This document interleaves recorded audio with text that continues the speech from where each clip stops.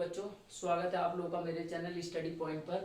तो आज मैं आप लोगों को क्वेश्चन जो सेक्शन फॉर्मूला जो मैंने अपनी पिछली वीडियो में पढ़ाया था उसी से रिलेटेड कुछ क्वेश्चन सॉल्व करके दिखाऊंगा कि किस तरीके से हम लोग सेक्शन फॉर्मूला का यूज करके अपने क्वेश्चन को सॉल्व कर सकते हैं। तो जैसा कि आप देख पा रहे हैं, क्वेश्चन लिखा हुआ है आपके सामने, find the coordinates of the point which divides the join of -1,7 and 4,-3 in the ratio 2:3। ठीक है, तो इसका मतलब क्या है? जनरली एक लाइन सेगमेंट है, सपोज दैट ए बी मान लेता हूं मैं, एक लाइन सेगमेंट है ए बी और इसके कोऑर्डिनेट्स हमें दिए हुए हैं -1,7 और बी के कोऑर्डिनेट्स क्या दिए हुए हैं 4,-3। ठीक है बच्चों, तो और इसके साथ ही रेशियो दिया हुआ कि एक कोई पॉइंट है, सपोज दैट पी एक पॉइंट है जिसका हमें रेशियो दिया हुआ है 2:3 में। ये क्या कर रहा है? ए बी सेगमेंट्स को डिवाइड कर रहा है। तो हमें क्या बताना है? पी के कोऑर्डिनेट्स की वैल्यू उसने पूछी है, पूछा ना उसने, find the coordinates of the point, मतलब उस पॉइंट के कोऑर्डिनेट्स बताओ जो लाइन सेगमेंट को क्या कर रहा है 2:3 में डिवाइड कर रहा है। तो हम लोग क्या करेंगे, सेक्शन फॉर्मूला जैसा कि आप लोगों ने पिछली वीडियो में देखा, ये मैंने प्रूफ करके दिखाया था। बेसिकली क्या होता है सेक्शन फॉर्मूला हमारा? तो वो होता है m1x2 plus m2x1 upon m1 plus m2 ये हो गया हमारा x कोऑर्डिनेट के लिए। सिमिलरली क्या होता है y कोऑर्डिनेट के लिए?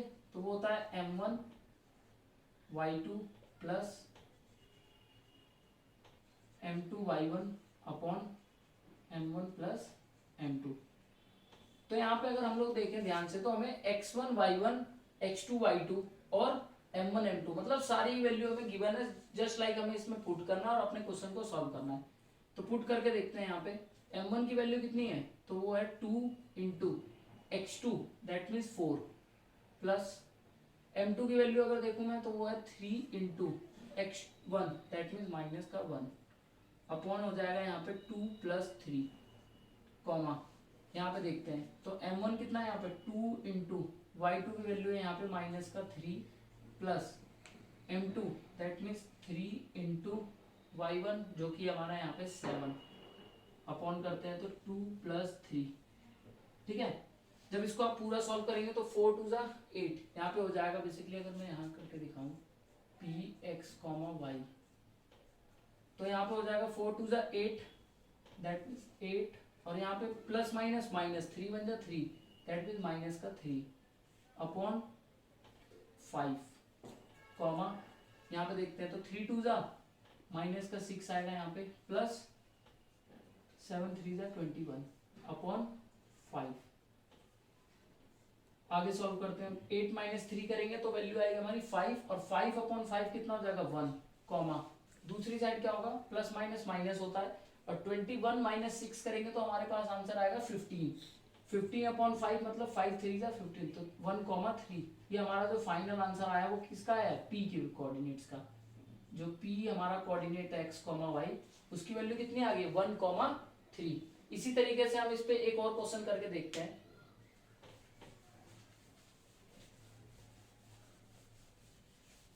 तो जैसा कि आप देख पा रहे हैं दूसरा क्वेश्चन आपके सामने है। ठीक है, find the ratio in which line segment joining the point -3,10 and 6,-8 is divided by -1,6। इस क्वेश्चन का मतलब क्या हुआ कि एक लाइन सेगमेंट है जिसके कोऑर्डिनेट्स है -3,10 और दूसरा कोऑर्डिनेट्स है 6,-8। ठीक है, इस पे कहीं एक पॉइंट है P सपोज दैट जिसके कोऑर्डिनेट है -1,6। अब हमसे इस क्वेश्चन में जनरली पूछा गया उसने कि लाइन सेगमेंट को जो ये P पॉइंट है ना वो किस रेशियो के अंदर डिवाइड कर रहा है। दैट मीन्स अगर मैं बोलूं तो m1 और m2 की वैल्यू जो है वो हमसे पूछी गई है इस क्वेश्चन में। तो हम लोग कैसे करेंगे इस क्वेश्चन को, ध्यान से देखिएगा। हम लोग को फॉर्मूला पता है पी एक्स कॉमा वाई जो होता है वो बेसिकली क्या होता है फॉर्मूला इसका। जब आप लोग क्वेश्चन को सॉल्व करते हैं तो जितना ज्यादा प्रैक्टिस करते हैं ना तो फॉर्मूला आपको ऑटोमेटिक याद हो जाता है, रटने की जरूरत नहीं होती। तो फॉर्मूला बिल्कुल भी रटने की कोशिश मत कीजिएगा मैथ्स के अंदर, तो ज्यादा से ज्यादा क्वेश्चन को सॉल्व कीजिए। तो ये होता है क्या हमारा m1x2 plus m2x1 upon m1 plus m2 comma m1y2 plus m2y1 upon m1 plus m2। ठीक है, तो ये हमारे पास फॉर्मूला है। हम लोग को क्या इसमें किस किस चीज की वैल्यू पता है, तो हमें x1 y1 पता है, हमें x2 y2 पता है, और हमें p के जो कोऑर्डिनेट है दैट मींस x, y की वैल्यू हम लोग को पता है। तो यहाँ पे हमें क्या m1 और m2 की वैल्यू जनरली निकालनी है। तो कैसे करेंगे इसको सॉल्व, देखते हैं। p -1,6 इज इक्वल टू, यहाँ पे वैल्यू पुट करके देखते हैं। m1 की वैल्यू हमें इस क्वेश्चन में नहीं पता, तो m1 को ऐसे ही रख देते हैं। x2 की वैल्यू यहाँ पे 6 प्लस m2 ये भी नहीं गिवन है, और x1 कितना है -3 अपॉन नीचे क्या हो जाएगा m1 प्लस m2, नीचे जो वैल्यू आएगी वो होगी m1 प्लस m2। कॉमन लगा के y के कोऑर्डिनेट्स को भी यहाँ पे दिखा देंगे m1, और y2 की वैल्यू कितनी है यहाँ पे, तो वो है -8। ठीक है बच्चों, -8, और m2 into y1 that means 10 upon m1 plus m2। तो ये आया हमारे पास सॉल्व करके किसका, p जो हमारा पॉइंट है उसके इक्वल में। तो अब हम लोग यहाँ से आगे कैसे सॉल्व करते हैं इस टाइप की, जिसमें रेशियो पूछे उस टाइप में आप कंपैरिजन करते हैं। मतलब ये जो पूरा सेक्शन देख रहे हैं ना आप, ये x के कोऑर्डिनेट के इक्वल होगा, और जो 6 दैट मींस y का जो कोऑर्डिनेट होगा वो इसके इक्वल होगा। ठीक है, तो हम लोग क्या करेंगे, सिंगल इसको मतलब वो कंपैरिजन करके देखेंगे। तो जैसे यहाँ पे किसके इक्वल है -1, तो -1 is equal to 6 into m1 कितना होगा बच्चों, तो ये हो जाएगा 6m1। ठीक है, प्लस माइनस तो ये हो जाएगा 3m2 अपॉन में क्या है m1 plus m2। m1 m2 की जब वैल्यू के ऊपर मल्टीप्लाई होगी यहाँ पे, तो ये कितना हो जाएगा माइनस का m1, -1 से मल्टीप्लाई करेंगे तो, और ये हो जाएगा plus minus that means minus का m2। ठीक है बच्चों, इज इक्वल टू इधर क्या है 6m1 -3m2। तो अब हम यहाँ पे क्या करेंगे, m1 को एक तरफ ले जाएंगे और m2 को एक तरफ सॉल्व कर देंगे। तो जैसे कि अगर मैं इसको इधर लाता हूँ तो ये हो जाएगा माइनस का आगे माइनस प्लस, तो m1 और m1 कितना हो जाएगा 7m1, वो भी माइनस का, बिकॉज दोनों वैल्यू जो हमारी वो नेगेटिव की है। m2 को अगर उधर भेजता हूँ मैं, तो ये m2 की वैल्यू उधर जाके प्लस हो जाएगी, अब प्लस माइनस, तो यहाँ से भी माइनस का मुझे मिलेगा 2m2। ठीक है बच्चों, ये इधर गया प्लस का हुआ m2, इधर ऑलरेडी एक -3m2 है, तो प्लस माइनस 3 में से 1m2 यूनिट माइनस करोगे तो 2m2। ठीक है, तो यहाँ पे क्या हो गया, माइनस से माइनस तो यहाँ पे कैंसिल आउट हो जाएगा, इक्वल के दोनों तरफ है। ठीक है, तो आप इसको ना लिखो तो भी सही है। m1 अपॉन m2 की जो वैल्यू है वो कितनी आ गई यहाँ पे, m1 अपॉन m2 नीचे आएगा तो 7 इधर, तो दैट मीन्स 2/7। मतलब जो मुझे रेशियो मिला है वो निकल के आ गया 2:7। ये हमारा m1 और m2 का क्या है, रेशियो है।